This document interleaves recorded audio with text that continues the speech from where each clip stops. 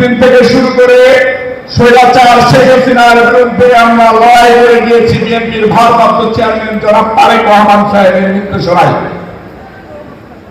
2012 সাল থেকে আমাদের নেতাকর্মীদের উপর যেভাবে অগণিতভাবে নির্যাতন নিপীড়ন শুরু হয়ে যায়, স্কিমগুলো চালানো হয়, সেসব বর্ণনা যদি এখানে দিতে যাওয়া হয় তাহলে 50টা মুভি হবে, সিনেমা হবে, তবু গল্প শেষ হবে না।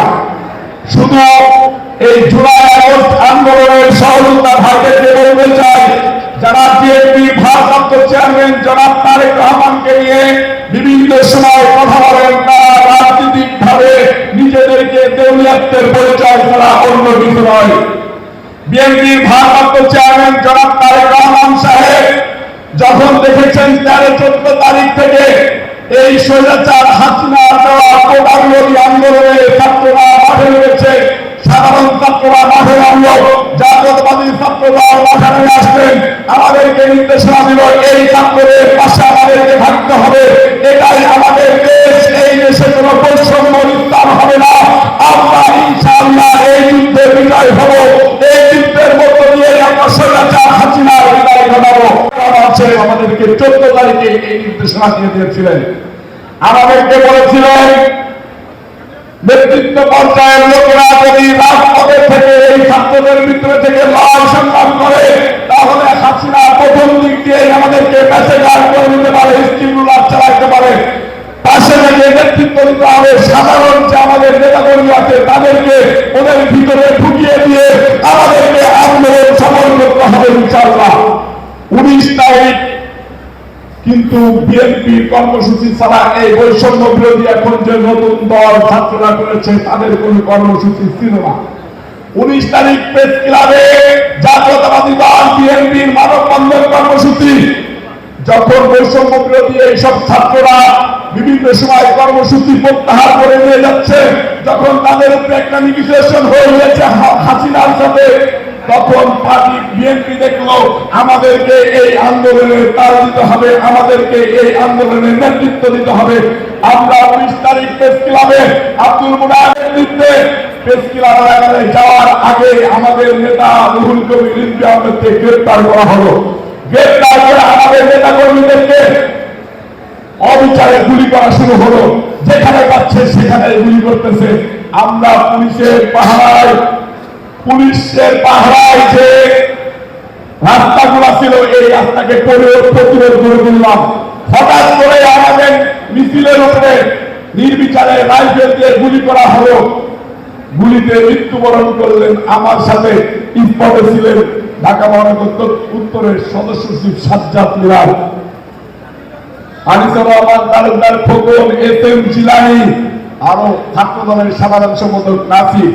আমি আর নাসির যখন ব্যারিকেড বেঁধে দিয়েছি, পুলিশ হাত উঁচু করে পিছন ধরতেছে, ঠিক একই মুহূর্তে উপর থেকে আমাদের উপরে রাইফেল দিয়ে গুলি করা হলো। আমার সাথে থেকে মৃত্যুবরণ করলেন নবীন তালুকদারের মাথায় গুলি লাগলো, ঘিলু এসে আমাদের শরীরে লাগলো, রক্ত এসে আমাদের শরীরে লাগলো। এই নির্মমতা দেখা যায় না। আমাদের সাথে সাথে আরেকজন ছাত্ররা গুলিবিদ্ধ হলেন, ঢাকা কলেজ ছাত্র দলের সাধারণ সম্পাদক মিল্লাত, আমাদের ঢাকা কলেজের সহযোদ্ধা ইমরান একই জায়গায় আমাদেরকে টার্গেট করে গুলি করলে 5-7 জন লোক গুলিবিদ্ধ হয়ে ওইখানে লুটে পড়ে যায়। মনে করলাম যে এই লাশ নিয়ে কাটতে কাটতে পার্টি অফিসে যাওয়ার থেকে এই লাশকে পার্টি অফিসে পাঠিয়ে দিয়ে আমরা আবার চিন্তা করবো। আমাদেরকে বলতে শিখেছেন বিএনপির ভারপ্রাপ্ত চেয়ারম্যান জনাব তারেক রহমান। বিএনপির ভারপ্রাপ্ত চেয়ারম্যান জনাব তারেক রহমানকে এই 17 বছরের শত নির্যাতন করে দমিয়ে রাখতে পারে নাই। তাই আমরা যদি বিএনপির ভারপ্রাপ্ত চেয়ারম্যান জনাব তারেক রহমান সাহেবের কর্মী হয়ে থাকি, আমাদেরকে দমিয়ে রাখতে পারবে না। তাই তো লড়াই সংগ্রাম করে গিয়েছি বিএনপির ভারপ্রাপ্ত চেয়ারম্যান জনাব তারেক রহমানের নির্দেশনায়।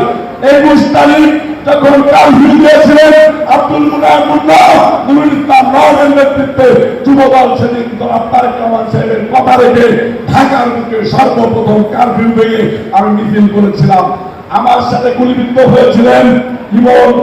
রাত 9টা পর্যন্ত আমরা আন্দোলন চালিয়ে গেছি। যখন পুলিশ আমাকে ঘিরে বললো, আমি উল্টা দিকে বের করলাম, জীবন মনে করে আমাকে মনে করে জীবনকে 4-5 রাউন্ড গুলি করে দিল। আমি দৌড়ে মারার পরে 8-10 রাউন্ড গুলি করলে আমি গুলিবিদ্ধ হয়ে রাস্তায় পড়ে যাই। ওই অবস্থায় পড়ে যাই। আমাকে আমার 2 জন সহযোগিতা রাস্তায় দেখে কোন রকম ভ্যানে করে নিয়ে তাদের বাড়িতে রাখে। 7 দিন পরে ইনশাআল্লাহ ওই গুলিবিদ্ধ অবস্থায় খুঁড়াইতে এই মৎস্যভবন থেকে শাহবাগ মোড় সকাল 9টা বাজে আজকের এই 4 তারিখ ঢাকা নগরের দক্ষিণ ত্রিপুরা দখল নিয়েছিল। সেদিন কিন্তু আমরা এই 90 দল এনসিপি বলেন আর কোন লুকিয়ে খাওয়া গুপ্ত সংগঠনকে বলেন শাহবাগ মোড়ে দেখি নাই। বিএনপি ভারপ্রাপ্ত চেয়ারম্যান জনাব তারেক রহমান আমাকে 3 তারিখে রাত্রে বলেছিলেন, নয় এই যুদ্ধ আমাদেরকে জিততেই হবে, কালকে শাহবাগ মোড় দখল নিতেই হবে। আমরা কিন্তু সকাল 9টা বাজে গিয়ে শাহবাগ মোড় দখল নিয়েছিলাম। আমরা কিন্তু রাত 9টা পর্যন্ত গণভবন মার্চ করে দেখতে বলতে গিয়েছিলাম। 5 তারিখে ভোর 5টা বাজে ঢাকা নগর দক্ষিণ যুবদল রাস্তা রয়েছে আমার সর্বপ্রথম শাহবাগ মোড় বাংলা মোড় দখল নিয়েছিল। আর যাদের একটা মিছিল নাই, যাদের মৃত্যুবরণ করে নাই, তারা এখন বাংলাদেশের বড় বড় কথা বলে বাংলাদেশের স্বাধীনতার সার্বভৌমত্ব নিয়ে ষড়যন্ত্র করে। বিএনপি ভারপ্রাপ্ত চেয়ারম্যান জনাব তারেক রহমান যদি আমার নির্দেশনা দেয়, আমার বিরুদ্ধের জন্য প্রস্তুত আছি, মৃত্যুর মুখোমুখি দাঁড়িয়ে যুদ্ধ করার জন্য প্রস্তুত আছি। সকল নেতৃবৃন্দকে ধন্যবাদ।